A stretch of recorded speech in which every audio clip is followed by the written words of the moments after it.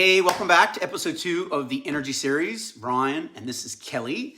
And so we talked about mindset and stress, and now we want to transition to hydration and food, okay? Here's a crazy stat, all right? When I first heard this, it blew my mind. A 5% drop in your hydration levels drops your energy levels by 30%.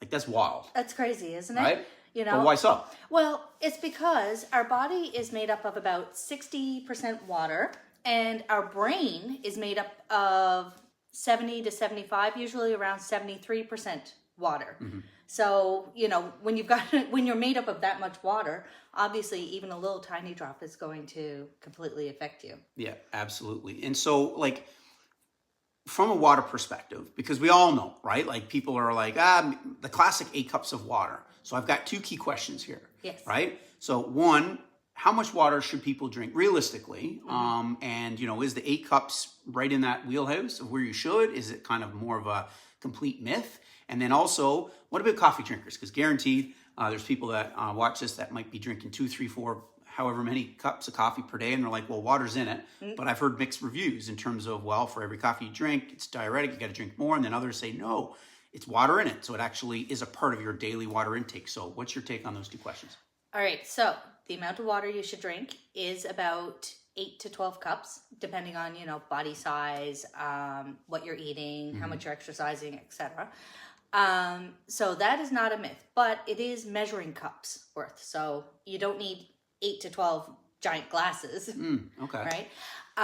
But so that might even be a little less than what some people might have been thinking of. Yeah. Because they might be thinking like 8-ounce glasses or 10-ounce glasses and 8 of those. No. So it's 8 cups, 8 to 12 cups. 8 to 12 measuring cups, especially if you have a healthy diet that's full of water-rich fruits and vegetables. Okay. Right? Because that's also going to be part of it. But you do definitely need your 8 to 12 cups of water a day. And more, I guess, like you said, if you're exercising. If you're exercising, right? have a high salt diet, anything like that. Okay.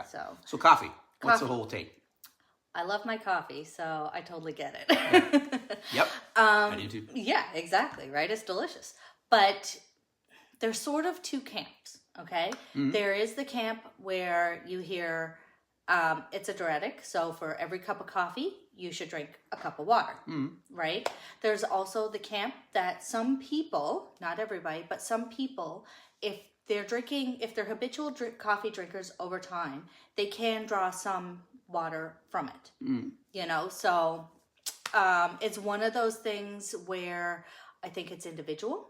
To tell you the truth, I'm a big believer that we're all individuals and we need different things. So I think it is an individual. So I guess diet really still matters, right? Diet because matters. Take for example, I guess, you know, we know fruits and vegetables, right? Like I guess water is going to come from them. You know, do you want to make just I guess a quick comment on that? Certain fruits or vegetables may, you know, should people kind of gear more towards, or is it just really at the end of the day just eat your fruit and vegetables and you'll get some water from that? Like water, well, fruits and vegetables are really important for a lot of reasons, but yeah, definitely you will get some water from your fruits and vegetables.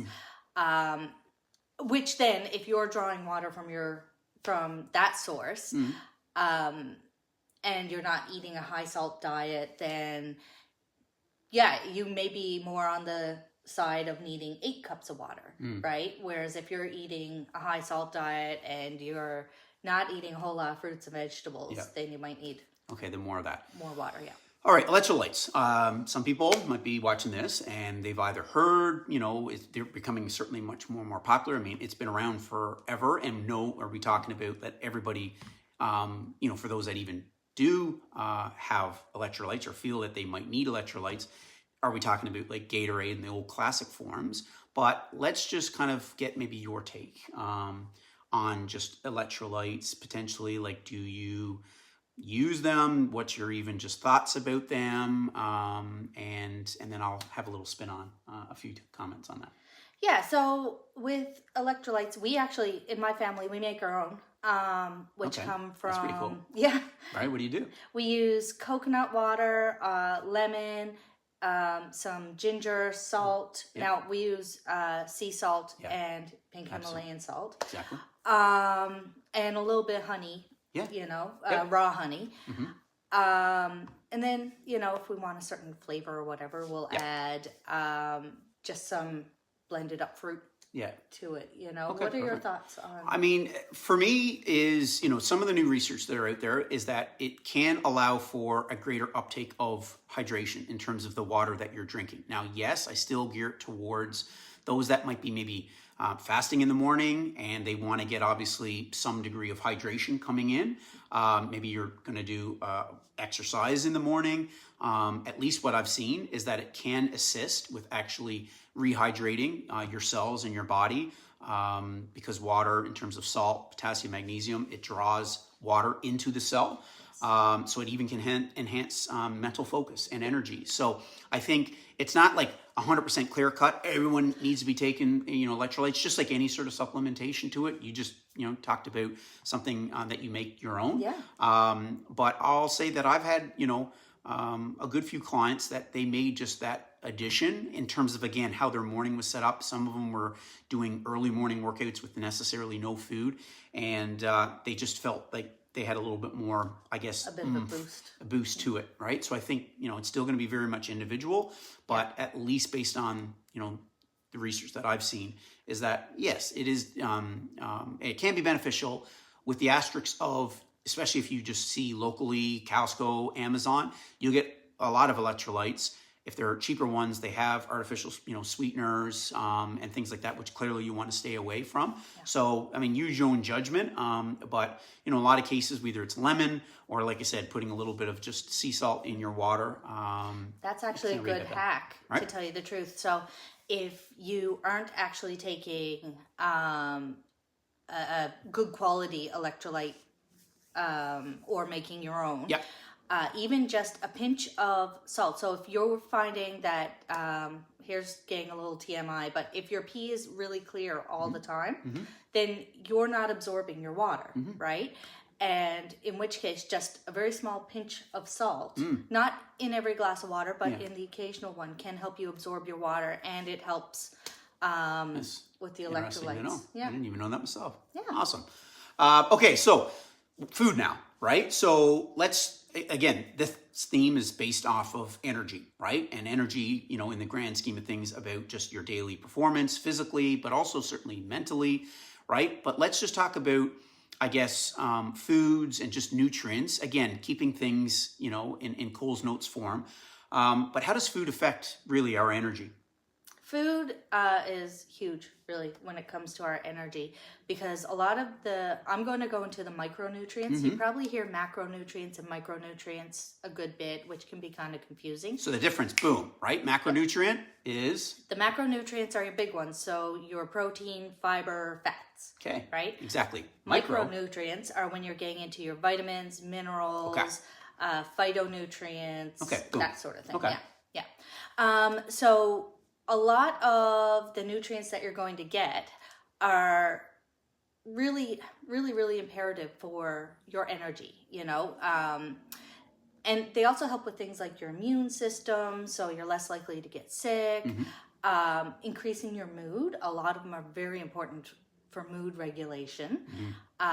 Helping your brain function, you know. So it really is very fascinating how different nutrients will basically do different jobs, right? And so then the question a lot of times is, where do those nutrients come from? How do you know that you're getting the nutrients that you need, right? And you might have heard the saying, eat the rainbow. And it really is true, because different colors contain different nutrients, you know. So if you're eating green foods, chances are you're getting your iron, your selenium, right? If you're eating orange foods, chances are you're getting your vitamin A, vitamin C, vitamin E, right? Yeah. And then you've got foods with like your omegas and your healthy fats, which is deep cold water fish, absolutely, avocados, nuts, seeds, you know. And different nutrients will even help with things like sleep, right? So foods like bananas, nuts, seeds, they all help with sleep because they've got magnesium in them. And then if you eat meats, then, I mean, they've got iron in them, right? B12 is in red meat. Actually, red meat's the best place for B12, right? Yeah. So if you're eating a variety of these, and I'm not saying every day, like you don't need to sit down every single day and Eat have Canada's food guide a every purple, day. a red, It's a challenge. you know. It can be a challenge. But I mean, over the long term, if over the week you're eating most of the colors, you're doing pretty good. Yeah. Yeah. So here's put you on the spot. Okay. Yes. But then you hear of certain foods, right? Yes. Inflammatory foods that, I'll say probably one that you hear a lot of people talk about. Whether there's merit behind it, but say something like you have a food sensitivity potentially. Gluten tends to be a common one, maybe even dairy, right? Exactly. Yep. So because we're talking about energy, there's definitely foods that maybe you can have a little word on that, people have them and then they just feel completely lethargic. They feel completely mental fog. Yep. Like what's the truth behind that? And gluten tends to be a very common one. I've heard obviously nobody can basically digest gluten correctly. Like I've heard, from exactly. Okay. Yeah. So just, I guess, is there a comment on just again, that we just talked about foods, healthy foods that do provide a lot of great nutrients that leak back to energy. But I guess people do need to be aware. And I think this is where that self-assessment comes from, and even gut health, with certain foods being kind of like an energy kind of killer, if you will. Yeah. So everybody's different. Everybody is unique, and what works for one person isn't going to work for another. Just to give you an example, my dad has osteoarthritis, mostly in his hands and his hips. Sorry, Dad, but I'm using you as an example. And so he has found there's certain foods that he reacts to. Yeah, trigger him, right? Mm-hmm. And when we first started working together, he couldn't close his hand any further than this, Now he managed to get to a point where he could close it to about there, right? So it's still not perfect, but it's better than what it was. Better. Well, he couldn't hold a hammer. Yeah, I guess he's more functional. He's more functional, right? And what we did with him was we removed nightshade foods, right? So that's your peppers, potatoes, tomatoes, eggplant, right? Took those out. Took out gluten. And he really doesn't eat much dairy anymore, So there was definitely, we're working on gut health now. So, and he does take a couple supplements, like he takes curcumin. Yeah, exactly. That sort of thing, right? Yeah. So, it really, like everybody's an individual, and depending on what you've got going on, you may, like if you've got thyroid issues, there may be foods that you should specifically include, and there may be foods that you should specifically get rid of, right? For me, I can't have gluten or dairy. My hands break out, right? I know within 2 days if I've had gluten or dairy. And it's so funny because when I first started, I remember thinking like, oh my goodness, where am I getting calcium from? Right? Like dairy, that's where you get your calcium from. And when I started looking into it, I was like, oh my goodness, there's tons of places you can get calcium, right? Tons. Nobody sits and wonders where they're getting molybdenum from. I can never say that, right? So it's just, if you're getting a good variety, and if you have to take something out, maybe you need to be a bit more intentional.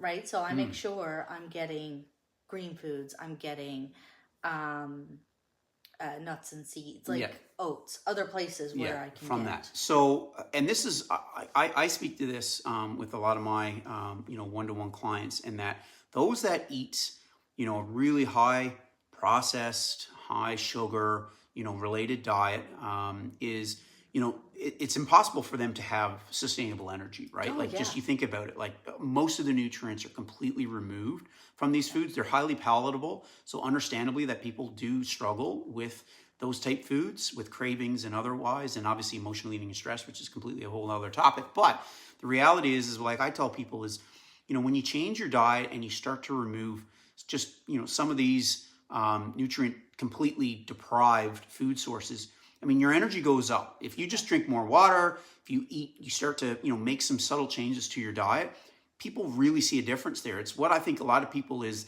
if they've had literally decades, years of eating really poor, unhealthy processed foods, they almost can't necessarily feel like what it can be like to have high energy. Yeah. They're putting it to other things. Well, maybe I've got my hormones, or maybe I've got this going on. But like in the end, like you hear it all the time, food is medicine. But until you get in the habit, if you're someone that eats food regularly and it's all healthy, then you don't know any different. Like No. you're just living off the way you should feel, right? But I think sometimes that needs to be said too, is that, you know, literally your body needs these vitamins and minerals to survive. Some obviously essential amino acids, essential fats that literally we need to consume via food, or else our bodies, because they cannot make it. Yeah. But I think like at the end of the day, guys and gals, like if really you're struggling with energy and you happen to come across these talks, like, you know, this is definitely between even water and hydration, and I should say, and food. This is, you know, probably the biggest piece of the pie, right? That you'll really notice a significant change, would it not? Yeah, definitely. You know, and this is probably where you would notice a significant change quickly. Mm-hmm. Right? I agree with that. You know, some of the other ones, they will help over time. Yeah, they take time, right? Yeah. But I heard a saying once, and I thought it was really telling, you know, and it's that we're heavier than we've ever been. We're more fed than we've ever been, but we are starving on a cellular level more than we have ever been, right? And that's really fascinating, you know, because you need your cells in order to... Well, you do. It's just we are... The access, I should say, and excess of food is more and more. Yet the food that I'll say, the average Western civilization, which Newfoundland, Canada, States, like just, you know, what we all can kind of resonate with, is the diets are increasing. I mean, the classic forms of metabolic disorders between diabetes, pre-diabetes, obesity, high blood pressure are now seen in literally teenagers and even younger because of just the excess of that food, right? So I think like at the end of the day, this is, you know, not necessarily any sort of radical information to put out, but I think like just from a, you know, a health professional as you try to say, we just look at it when I work with a client that may have pretty well lifelong issues with either being a picky eater, or they just associate their food and their relationship food in a really negative way that has caused them to just have these so-called routines and habits, is you just got to dumb it down and simplify things. It isn't about, okay, you eat this way poorly and now you've got to eat the Canada's Food Guide. Like that's, you know, literally completely at the other end of the universe to where people start. And it's not sustainable, just as much as someone to say, hey, I want to lose 30 pounds and now I'm just going to, you know, cut my calories to 500 per day. It's the same sort of thing. And so I think like really, you know, to use this information and on the food side is just like, I tell my clients, whatever vegetables you enjoy, if you're really that picky, like double down on them. Yeah. Like you every day eat, you know, because it's better to have one or two of the same vegetables, and maybe do you look at a multivitamin or something to potentially supplement if it's something that you would benefit from, versus just kind of like, well, I know I'm supposed to eat a variety all the time, and I can't because I'm picky. So like, what's the odds? Yeah. Right. You know what I mean? Well, and there's certain things too that you can do, which is really interesting. So 2 things. 1, if you don't like broccoli, don't eat broccoli. Blend spinach up into your smoothie, or you know what I mean? Yeah. There's other ways around it, you know? Absolutely. Another thing too, I know with my clients when I used to work with families who had picky children, we would just get them, like, it takes time for our bodies to get used to a food, right? And so it's just keep trying, keep putting it in front of you, but just try one new thing at a time. Like, it's like, okay, this time I'm going to try the broccoli.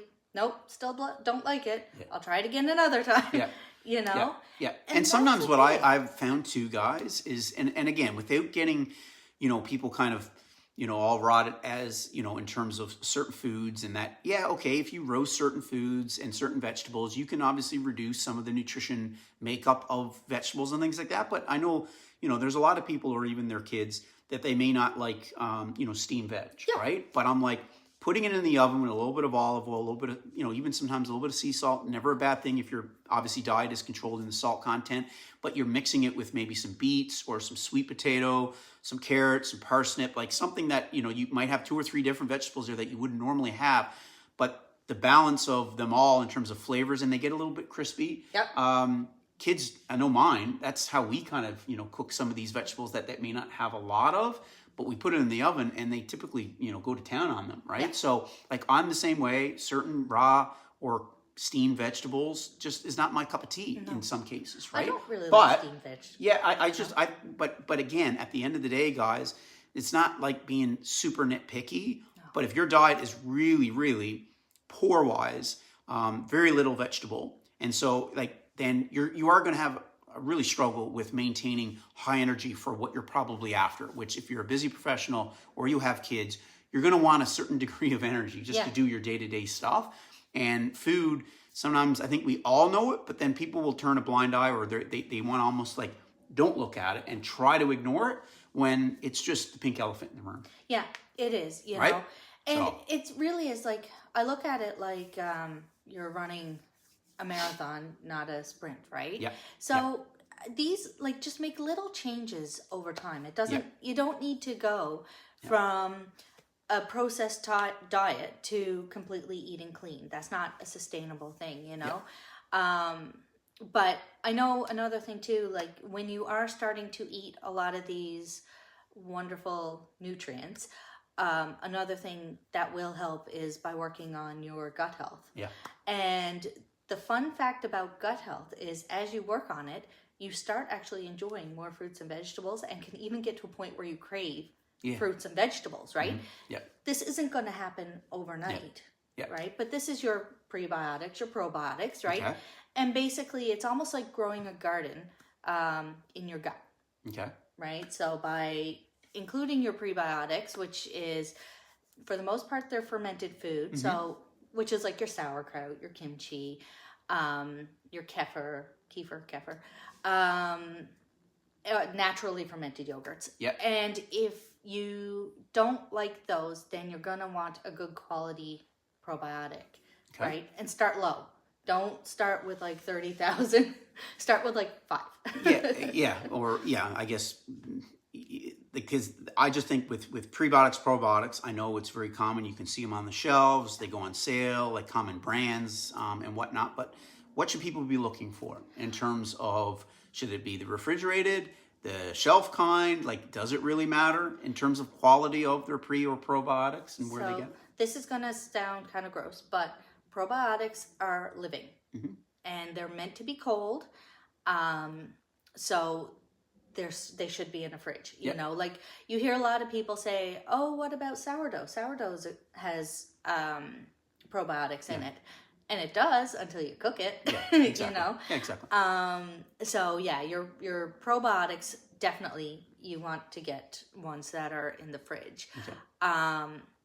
Your prebiotics, they come in most vegetables, to tell you the truth. Onions and garlic are probably the two best. Okay. Yeah. So, you know, if you're eating onions and garlic and you're eating bananas, I think are another good one. Yep. So if you're eating, you know, a good variety of fruits and vegetables, you can get an off-the-shelf prebiotic. And I think, again, just for the purpose of this video, like gut health as it relates to both mood and energy, right? That's key with that, right? And our gut-brain axis. And so when people's gut health improves, again, think about it. You're just able to, the cells, your inflammation response and regulation, all those things can greatly enhance when you have better gut health, not just regularity on the toilet, but you hear of people, and I've done it my own self. I used a naturopath a couple of years ago, went through, basically did an allergy test, seeing exactly what foods were inflammatory.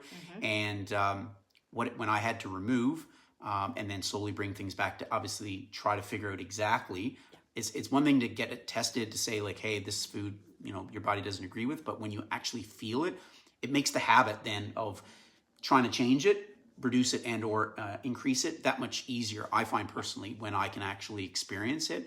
And mood and energy definitely went up. Like I noticed that when I know my digestive system was, I'll say, and it took quite some time. It was a few months, obviously over time to need it to do that.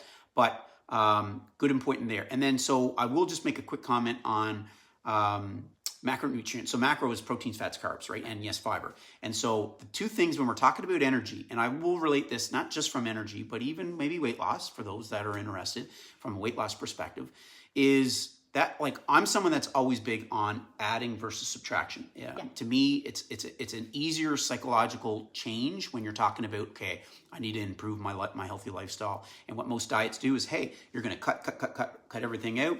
I'm someone that typically for a lot of clients, I'm like, I want us to add more protein for each one of your meals, and I'd like for us to add more fiber. And obviously more fiber can come from a variety of ways, fruits, vegetables, whole grains, but even something like chia seeds. But from an energy perspective, protein has a significantly higher thermic effect, which is just a simple little way of saying your body burns basically 2.5 more calories to break down a protein than carbs or fats. And so from a metabolism enhancement, which obviously can relate back to your energy, okay, that's why protein and fruits, vegetables are really the king and queen, okay, in terms of just giving you much more sustainable energy throughout the day. You don't get those so-called sugar crashes that you would naturally get with simple, exactly, simple carbohydrates, things like that, added sugars and whatnot. And also, again, you do tend to get a bit of a metabolism enhancement by eating those foods, which is never a bad thing. Okay. So I think like that's always, I think a lot of people hear like, how come, protein. Well, there's a reason why protein, is important to just help from a body weight regulation perspective. But like anything, just like even with fruits and vegetables, quality and where you're getting your sources always matter. And so, protein, again, if your body can take eggs and dairy form, low fat, like obviously try to reduce, any sort of sugar. And then of course, lean cuts of meat and fish and, just like, again, variety is the spice of life. But the reality is go by, I think what we just talked about is also maybe getting just a little bit more conscious on how your foods actually react to you. Because if you choose foods that you feel like, I just feel really good on, like, you're doing a good thing. Like, you don't need a coach. You don't need anybody, a doctor to kind of say like, hey, like this is probably good for you. Like you can almost just feel it. And like I said, when you do somewhat of I'll say elimination diet or cut back on probably foods that I think which ones set you off, it can make just a drastic improvement to your mood and energy. Yeah, I like how you say that you add stuff in. I agree. Like I'll either add or replace.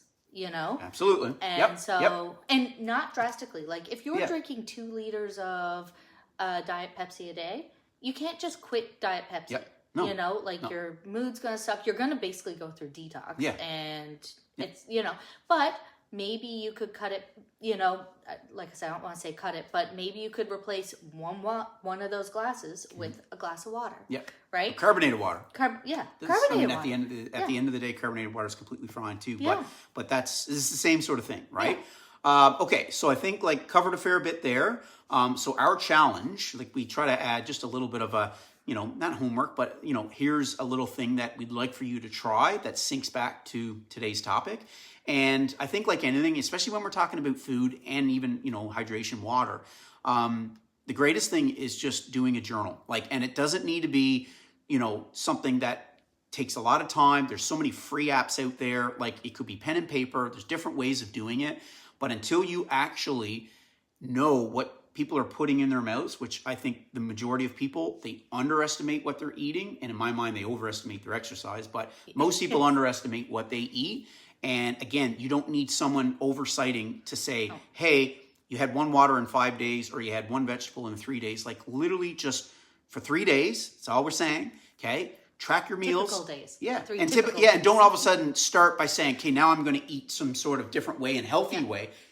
Exactly eat the way I do this with my clients when they first start. They're like, well, don't you want me to start to eat like healthier options? I was I want to see where you are in real time. Be a detective, right? So for 3 days, okay, start tracking your food and your hydration, how much water that you're drinking, okay, and any liquid that you're drinking, obviously, okay? And then just at the end of it, one, look at it just, from a 30,000 view level and say, okay, like, where maybe the foods with sugar or added sugar, processed foods, the fruits and vegetables. And then on the other end of it is notice during those, 3 days or basically maybe a few days thereafter, if you do make a addition or swap, okay, to any sort of healthier food substitution, notice what you feel like in terms of your energy, your mental focus, and maybe your mood. Yeah.